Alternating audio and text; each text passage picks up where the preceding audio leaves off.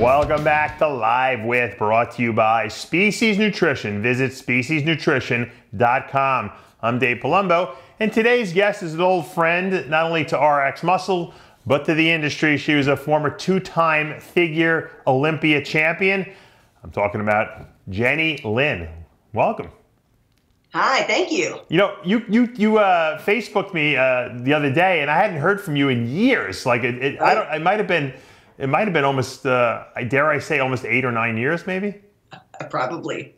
You know, a lot of people don't realize you actually hosted one of our radio shows on RXMuscle with Adela. I did. Back in the beginnings of RXMuscle, when we had the Muscle Girls Inc. radio show, I had 2 Miss Olympias. I had you, were Figure Olympia champ, and I had Adela, who was the Fitness Olympia champ, and it was a very popular show. Yeah, absolutely. You were busy though. We always had trouble getting you to commit.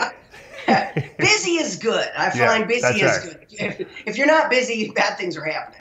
You know, Jenny, you know, just before we go back and talk about the whole history of everything, you know, when you look back, I mean, you were a solid 2-time Figure Olympia champ. You were at that point, almost impossible to beat. You beat Monica Brandt at her best. A lot of people, you know, including her, were probably not happy about that. But when you look back at the days of Figure then and you see what's winning today, are you almost like utter sheer shock at the change in the physiques? You know, I'm not, largely because I thought about this today when I was thinking about the physiques prior to me, right? So not for Figure, obviously. When I started with Figure, I was, you know, the kind of the pioneer of that. But when I think about women's physique at all, and Rochelle McLeish and, you know, the people that pioneered long before me, it's just an evolution. So no, I'm not mad at it. I've got as much respect for the women before me as I do the women after me. Right. And I think it's just an evolution. It's clearly different, but I've got mad respect for these ladies. Oh, I think they look great. But my point is that, you know, they created Figure because people don't realize this. Back in the 90s, it was only women's bodybuilding. And not everyone wanted to look that big, you know, and the women were getting bigger and bigger and bigger. And I think there was other women were getting isolated and they didn't have any place to go. So they created fitness first, which you actually won the USA in fitness. A lot of people don't realize that. You turned pro in fitness. And then they created Figure right after that. Some people would say because of you, for you. And more for me. Yeah, more for you. So you didn't have to do a routine. But it made sense. And there was supposed to be a distinguishing, you know, differentiation between the two. And at some points, the lines became blurred. They went backwards and they tried to soften up the physiques. Where they're at now with Figure, do you like the look or do you think it's too extreme? For me personally, it's too extreme, but I'm not mad at what they're doing. Right. And I like the fact that there's multiple different, so everybody, there's get in where you fit in, right? So whether, you know, you want to go that extreme or, you know, I couldn't compete in Figure today. No. I would have to compete in bikini. Right. You're probably right. And I don't know what they come up with next, but there'll be something else that's beyond that, and that's okay too. Right. Well, I equate to what, you know, me talking to you now would be like me interviewing Mary Lou Retton, who was an Olympic gold medalist. She couldn't even probably place top 10 in today's Olympics. Agreed. Because the skill sets are so much greater. Because it's like you said, it's an evolution. Now, back in 2001, you won the USA in fitness. You actually had a good routine. What made you decide, hey, you know what, I'm going to go into this new Figure division and leave where my roots essentially? No, I didn't have a good routine. I've got no gymnastics background. But I saw your routine. It wasn't bad. I mean, for back then. No, and J.M. Mannion and Jim Mannion will attest to this fact that they told me that I turned pro in 2001, and then in 2002 I had to compete in pro fitness because that's all we had. Right. And then after watching me compete 5 or 6 times in pro fitness, I think they had a meeting of the minds and went, holy smokes, Jenny's going to be in the emergency room in a minute. Yeah. And they teased me about saying, like, we created Figure as a pro division just to save your life. Oh, that was nice of them. Yeah, that was kind of just physique rounds and you don't have to try to tumble again. I was the first person to raise my hands in the air and say, that'll be me. Thank you very much. Right. Twice on Tuesday. Now, the first Figure Olympia champ, for people who don't remember, was Devana Medina. And she won, I believe, for the first 2 years, and until you finally did she compete the year you beat her? Did you won your first? She did not. I believe that she was pregnant or. Oh, right. She got pregnant. You're right. Yeah.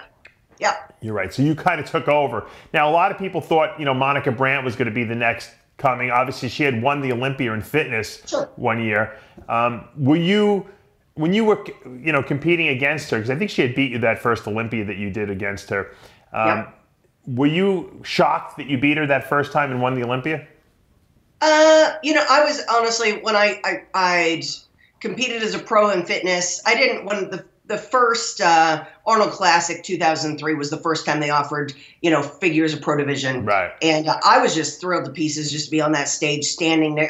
Monica's an idol of mine, right? So just to be standing on stage next to her, I was just dumbfounded by I'm standing on stage with Monica Brandt. Right. And then to win that show, it's just over the moon. There are no words to express. Her and I became really, really, really good friends over the years. But and then we just had this, competitive spirit. I'd be sitting there, and next thing you know, a bowl of ice cream show up at my table, and she'd be across the restaurant just waving at me. So, the funny thing is that, and this, look, you could say the same about Kai Green never won the Olympia, but he probably is one of the most popular bodybuilders of all time. Sure. Monica there was no one who had bigger lines at expos than her. I mean, she'd be there all day long. I mean, she probably made $10,000 selling pictures back in the day. Sure. And, here you were knocking her off at the Olympia every year. It was crazy. Was it surreal to you in a sense? Surreal. I mean, even still thinking back on it now, we kind of tease about the whole thing now. But at the time, it was definitely surreal. This is my idol. The fact that I'm standing on stage with her was monumental. So definitely surreal. Mm-hmm. Why do you think that the figure standard at that time when you were winning the Olympia favored your physique? What was the standard, and what did they like about you that made you the best? I would always look at pictures of myself and Monica and Devana, and the good thing about figure at that time, that you couldn't over dramatize with more muscle, right? So it was genetic structure, whatever the size of your clavicles are and whatever your ribs are, so there was no real changing. But the difference between my waist and Monica's and Devana's, we're talking centimeters. Sure. And I don't know that either of the three of us was ever better than the other. There were shows that I looked at and thought for sure I should have been beaten, So I don't actually know. I can just say we were three at that very particular moment in time. We were three good competitors. Right. Well, you know what it was? They didn't want to see, today we'll be oh, look, her glutes are tighter than the other girls. They didn't want glutes. They were so anti-bodybuilding in that division. It was we don't want this to be bodybuilding, which is funny because nowadays they all look look very similar to bodybuilding, but they were really anti-bodybuilding then in that division, and they wanted a clear distinction, and so it was you're right, it was hard to distinguish who was going to win because it had to be mostly structural. Yeah. And I think it was even back in the day, a lay person would look at it and go y'all look the same to me. Would you purposely not get too hard, not diet too hard because you were afraid that they'd say, because that was the big thing. Oh, she's too hard. Mark her down. There was never ever in the history of the world anybody ever said Jenny was too hard. So. Did you have trouble dieting? Was that your weakness? No. I just I did a zillion hours of cardio. I lived on tilapia and broccoli. I was just one of those people. It's not really in my genetic makeup to get that hard. So. Right. It is funny though how the sport has changed, and what do you think is going to happen to the fitness division? Obviously when Oksana Grishina, she's the latest champion, retired. Yeah, I mean, her routine was up there with some of the best of the best. you know, 100%. it seems like there's almost like a lack of like energy in the division. You know, obviously Adela retired after winning Sure. 7 times or something like that. What do you think will happen with fitness? Will it remain? You think it will get like a renewed life, and why do you think that fitness is not as popular as it was back in the 90s and early 2000s? This is freaking hard. Yeah, no, yeah, that's true. Do you think people are lazy today? Is that why? No, I don't think it's lazy. I think that it probably doesn't get as much. It doesn't get as much notoriety as maybe even a bikini competitor today. Mm-hmm. So I would say that might be part of the reason. You know, but it is challenging. I think even back to, again, you know, me being a pseudo fitness competitor, the amount of injuries that I had compared to, you know, of course I was still an athlete competing for figure, track workouts and multiple workouts a day, yada, yada, yada, but it's not the same. If you're going through tumbling and, you know, the flexibility and all that stuff, it's really, really challenging. And then at the end of the day, you know, there are a lot of different things that you can compete at, whether it's Ninja Warrior or Spartan races. So I think now the ability of outlets for people to compete in something is greater than it was. Do you think that there's a safety issue there? Like maybe they should have like gymnastic mats on the floor when the fitness competitors do their routines? Is that, I mean, dangerous flipping on wood? Yeah, it's definitely. Yeah, I mean, again, they changed an entire category for me. Yeah. No, but there's still people doing it. What I'm saying is it too dangerous now because they're not putting down the right safety precautions, you know? I don't know. Yeah, I mean, there's something to be said for that, but there's also something that's a great opportunity for girls that want to come in with that athletic ability and come in and dominate a sport. Sure. I always wondered why some of these ex-Olympians or the girls who maybe were the elite gymnasts didn't go to fitness, because it seems like an easy plug-and-play type of thing, you know? Yeah. Yeah, I think, and then it also comes back to, you know, the amount of time that you're going to spend during the day. How is it fiscally, you know, worth your time to do? It's expensive. You're right. You have to have choreographers, and the practice time is double what it would be, you know, just to get ready for a figure show. Yeah, it's a lot. Talk to us about what's going on in your life now. So, like, life after sport. In other words, you're a 2-time Figure Olympia champ. You won the Arnold 1 time. I mean, you were very three times. Sorry, I'm cheating you. I don't want. You were one of the most decorated figure competitors, you know, out there in the history of the sport. What do you do after that? How do you take those titles and use them to actually make a living for yourself and do stuff? What are you doing with yourself now?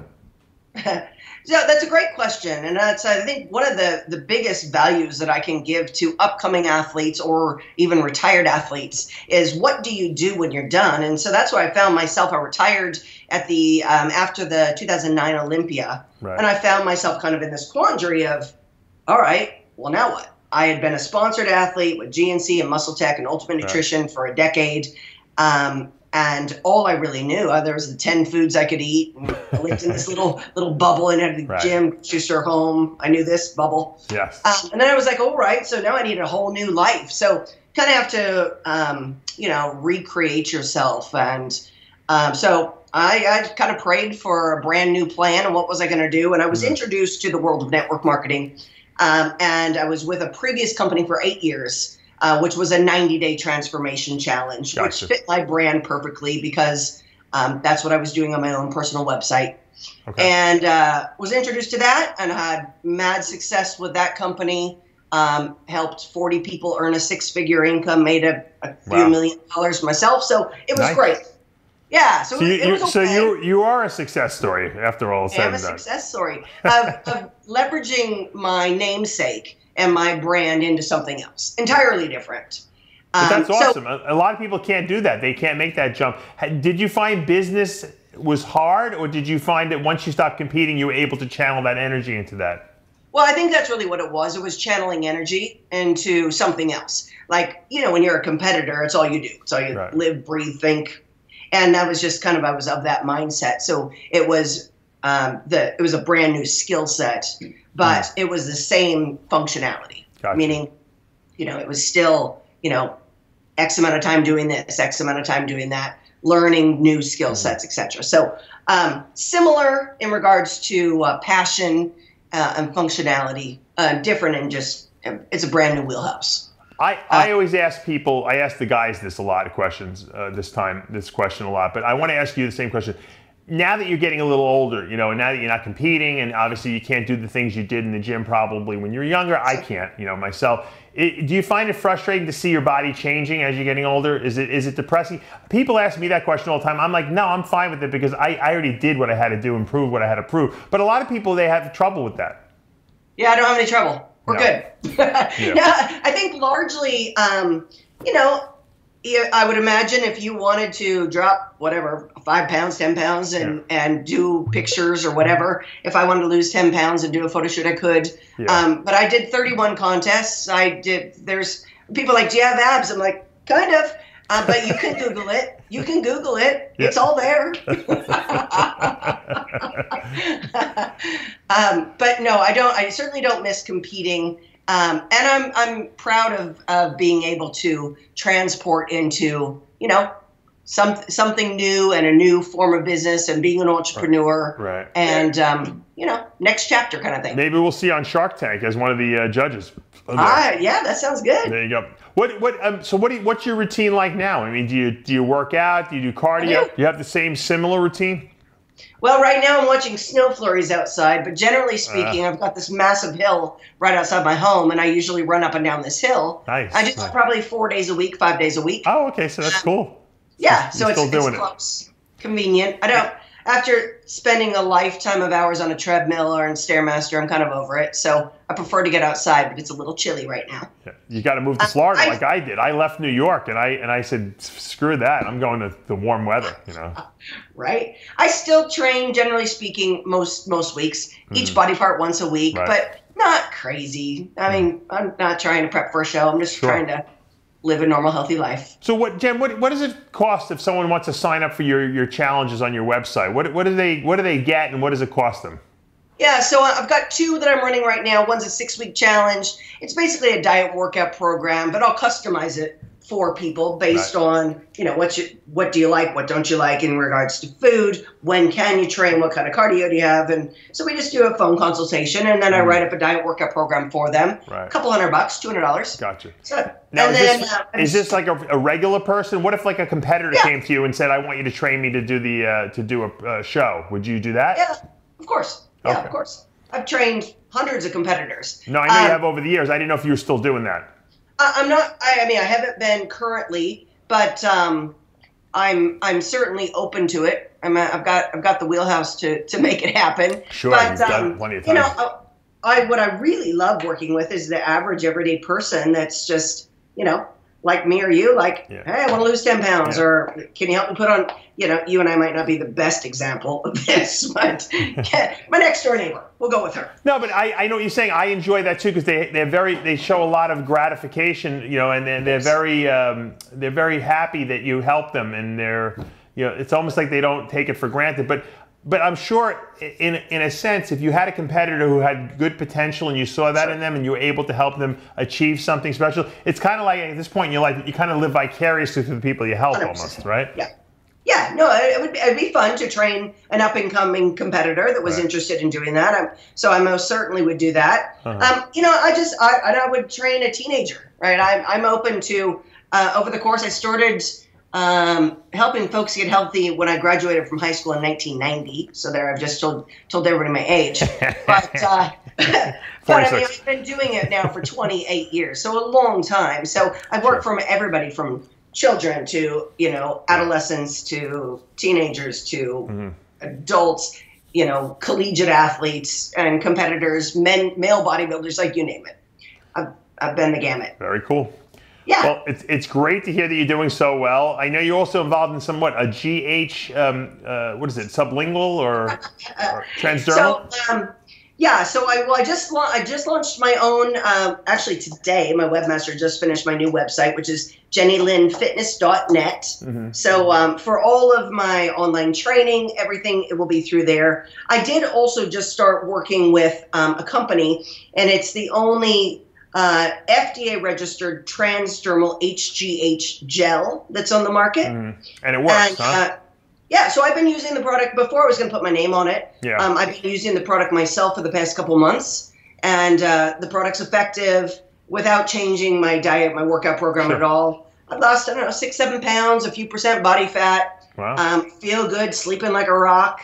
And so the product's effective. I got a handful of friends and family on the product that are having great results as well. So have you done any like blood work to see if like your levels were actually higher or anything like that? I've not, because I just figured, you know what, let me just try the product. I'm going to know. I mean, I've been doing this for a minute. Right. I'll know if the product works and if it doesn't. And there's a couple Facebook groups with 400,000 people on these Facebook groups with, you know, tens of thousands of testimonies. So I figured all these people can't be lying. Let me give it a shot. Yeah. In regards to just trying the product myself. So I put it on. I've been using it. My husband's been using it, and we're enjoying the results. So I'm going to go tackle this business as I did the previous. There you go. Now, how do people purchase this product if they want it? You can go straight to my website, jennylynnfitness.net. It's right there. And anybody that's interested in training or phone consultation, and I just want to hang out and chat, we can do that. All right. Well, congratulations once again on recreating yourself and making a lot of money and being successful once again. I always believe if you can create success once, you have the formula down in your head. You can keep duplicating it over and over again. And obviously you're a living testament to that fact. So congratulations on that, Jen. I appreciate it very much. All right. Well, keep in touch with us. Keep us updated. It's great to catch up with someone who kind of, grew up with me, so to speak. And I'm glad you're doing well for yourself, Jen. Thank you so much. I appreciate it, Dave. All right. And that's going to take us, guys, to the end of another episode of Live With, brought to you by Species Nutrition. Visit speciesnutrition.com. I'm Dave Palumbo, and we'll see you next time.